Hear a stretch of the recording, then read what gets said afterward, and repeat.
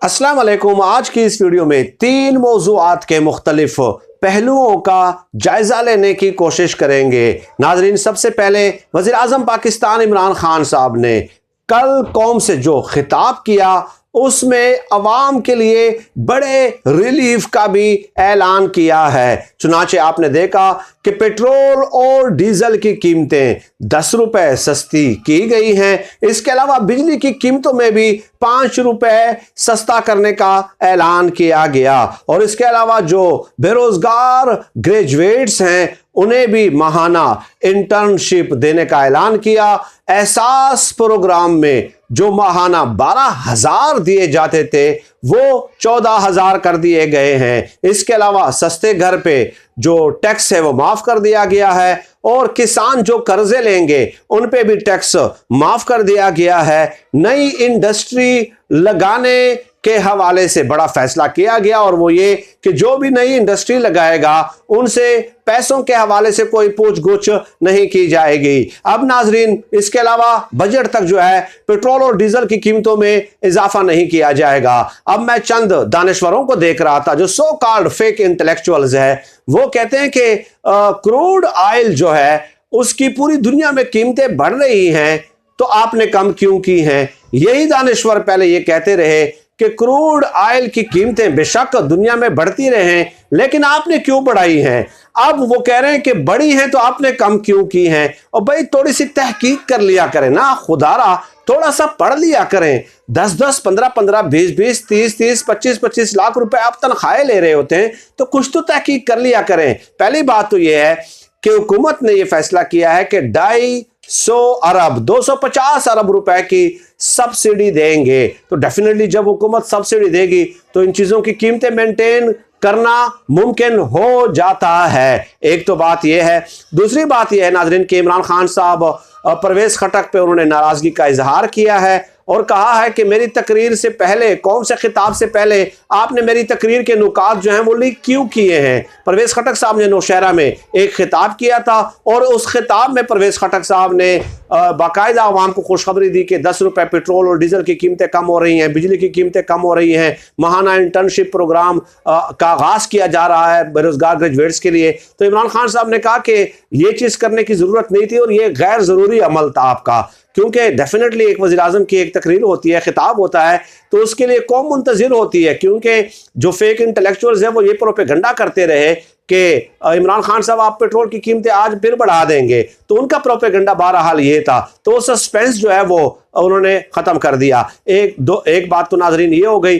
दूसरी बात ये है कि रेहाम खान जो है उन्होंने भी आज प्रेस कॉन्फ्रेंस की है और उसमें उन्होंने शिकवा किया कि लोग मुझसे पूछते हैं कि मैं दूसरी किताब कब लिखूंगी, तो मेरी पहली किताब तो कोई पढ़ता ही नहीं है मेरी। और ये बात जब वो कर रही थी तो उनकी शक्ल देखने वाली थी। मैं उसे रोने से ताबीर करता हूं क्योंकि उसके फेस एक्सप्रेशन ये जाहिर कर रहे थे कि जैसे उन्होंने सदी की सबसे बड़ी किताब लिखी हो और लोग उस किताब को पढ़ने से जो है वो महरूम रहे हों। यानी वो शिकवा कनाती, यानी उनका ख्याल ये है कि उनकी जो किताब है वो हर घर में जो है वालिदैन अपने बच्चों को पढ़ के सुनाएं कि देखिए जी रेहाम खान साहब ने दुनिया की सबसे बड़ी तहकीकाती किताब लिख दी है। तो मेरे ख्याल में उन्हें ये बात करते हुए एटलीस्ट पता नहीं ये लोग किस मुआशरे में रह रहे होते हैं, किस मुआशरे में इनकी तरबियत होती है। I am unable to understand, believe you me, कि देखें मियाँ बीवी का जो एक रिश्ता होता है किस कदर तकद्दुस वाला रिश्ता होता है यार। और क्या रेहाम खान पाकिस्तान की या दुनिया की पहली खातून है जो अपने हस्बैंड से अलग हुई हैं। जो भी वजूहात थी हम उन वजूहात में नहीं जाते, लेकिन उसके बाद हदीस पाक में आता है कि मर्द और औरत एक दूसरे के लिए लिबास होते हैं। मियाँ और बीवी एक दूसरे के लिए लिबास होते हैं। खुदारा कुछ तो हमारे सोशल कंस्ट्रक्ट का, समाजी रिवायात और समाजी जो साख्त है उसका, खुदारा समाजी ढांचे का कुछ तो लिहाज करें, कुछ तो हमारे ट्रेडिशंस और रसूमात का जो है वो तकद्दुस रहने दें। ये किस तरह की आप जो है ना गुफ्तगू करती हैं और किस तरह के सहाफ़ी हैं जो इस तरह के सवाल पूछते हैं। बखुदा मैं तो इस किस्म की गुफ्तगू में, चाहे मेरी 10 लाख तनख्वाह भी क्यों ना हो, मैं इस किस्म की प्रेस कॉन्फ्रेंस में शरीक ही ना हूं, और अगर हूं भी तो हार्ड हिटिंग क्वेश्चन करूं ताकि इन्हें भी कुछ अपनी गलती का एहसास हो। ये 2 बातें हो गई नाजरीन। अब तीसरी बात पे आ जाते हैं। कल इमरान खान साहब ने जो रिलीफ पैकेज अनाउंस किया है, डेफिनेटली एक सरप्राइज था। जो शेख रशीद साहब उमूमी तौर पे प्रेस कॉन्फ्रेंसेस में जो कहते रहते हैं कि इमरान खान साहब बड़ा सरप्राइज देंगे, सर्जिकल स्ट्राइक करेंगे, इमरान खान साहब ने खुफिया कार्ड अपने सीने से छुपा के लगा के रखे हैं, तो एक सरप्राइज तो कल मिल गया रिलीफ पैकेज की सूरत में। अब दूसरा यह है कि अपोजिशन की जमातें तवाफ कर रही हैं मुसलसल परवेज इलाही का, और वो ये कह रही है कि हम आपको वज़ीर आला बनाते हैं, आप जो है ना बगावत कर दें तहरीक इंसाफ से और तहरीक आदम एतमाद में आप हमारा साथ दें। इमरान खान साहब को करीबी लोगों ने यह मशवरा दिया है, करीबी लोगों ने जो मुझे बताया वो ये मशवरा दिया है कि इमरान खान साहब आप जहांगीर खान तरीन के साथ राब्ते उस्तवार रखें, नाराजगियां हो जाती हैं, वो आपके मुखलिस कमिटेड साथी हैं, ठीक है, उनको कुछ तहफ़्फ़ुज़ात हैं, तो आप जब राब्ते बहाल कर लेंगे, एक दफ़ा आप बहाल कर लें तो डेफिनेटली वो कम ज़र्फ इंसान नहीं है, वो आपकी बात को समझ जाएगा और उसके बाद फिर मिल बैठ के आप जो है जो भी तलखियां हैं वो आप एक दूसरे की सुन लें कि कौन सी जायज़ हैं कौन सी नाजायज़ हैं। तो ये तलखियां ख़त्म करने का वक्त है और ना कि इसको बढ़ाने का वक्त है। ये नहीं है कि इससे आप ब्लैकमेल हो जाएंगे। इमरान खान साहब को ये भी बताया गया कि इसका मतलब कतई तौर पे ये नहीं है कि आप उनसे ब्लैकमेल हो रहे हैं, बल्कि वो समझदार हैं, मामला फहम है, संजीदा हैं, तो जो तलखियां होंगी वो आपसे डिस्कस कर लेंगे, आप उनके साथ डिस्कस कर लें। तो अगर मुमकिन हो सकता है वो तलखियां सुनने के बाद तो ये फासले आप मिटा लें, क्योंकि जहांगीर खान तरीन दिल से चाहते हैं कि आप कामयाब हो जाएं और आगे भी वो आपके काम आएंगे। तो इमरान खान साहब को बहरहाल ये मशवरा दिया गया है। और दूसरी तरफ ये भी मशवरा दिया गया है कि इमरान खान साहब परवेज इलाही को आप बेशक वजीर आला बना दें, वजीर आला बना दें आप, क्योंकि उस्मान बुज़दार जो है वो शरीफ खानदान की तर्ज सियासत के साथ जो है मुकाबला नहीं कर सकता। जिस तरह की सियासत वो करते हैं ना, वो उस्मान बुज़दार के बस की बात नहीं है।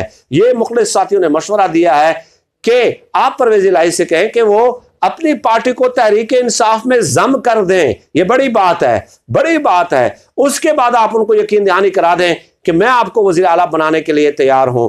डेफिनेटली जब उनकी पार्टी तहरीक इंसाफ में जम हो जाएगी और उसके बाद तो वज़ीर आला बनाने में कोई कबाहत नहीं है। तो इमरान खान साहब को जो मुखलिस दोस्त हैं उन्होंने ये मशवरा दिया है कि हर चीज़ को आप इस पैमाने पे मत तोला करें कि ये ब्लैकमेलिंग है, बल्कि डेफिनेटली आपका मुकाबला बड़े माफियाओं के साथ है, बड़े बड़े खानदानों के साथ है जिन्होंने दहाइयां इस मुल्क पे हुक्मरानी की है। तो वो तकारीर से ख़त्म नहीं होंगी, वो इन अल्फाज से ख़त्म नहीं होंगी कि ब्लैकमेलिंग, मैं ब्लैकमेलिंग में नहीं आता। आप उनके तानों को छोड़ दें, एक तरफ कर दें, बल्कि इस तरफ आप स्टेप ले लें। तो मुबैना तौर पे जो ज़राए ने मुझे बताया वो ये कि इमरान खान साहब फुली कन्विंस तो गो के नहीं हुए कि परवेज़ इलाही को वज़ीर आला बना दें, और वो भी उस वक्त जब उनकी पार्टी तहरीक इंसाफ में जम हो जाए, लेकिन पार्शली वो इस बात से कन्विंस्ड हुए हैं, पार्शली वो इस बात से कन्विंस्ड हुए हैं। लेट अस सी कि आगे क्या इमरान खान साहब दूसरा कार्ड ये वाला निकालते हैं या नहीं निकालते। और अगर ये कार्ड उन्होंने निकाल दिया तो फिर तो मेरे ख्याल में 2023 क्या 2028 तक भी अपोजिशन जो है वो ऐलानात करते रहे, जलसे जुलूस करते रहे, छुपम छुपाई करते रहे, तो उसके बाद फिर जो है ना उनकी छुट्टी ही आप समझें। सरे 10 महीने पे इत्तेफाक करता हूँ। नाजरीन, अल्लाह पाक से दुआ है कि अल्लाह पाक हमें खल्क़ खुदा के लिए आसानियाँ पैदा करने की तौफीक अता फरमाए। आमीन या रब्बिल आलमीन।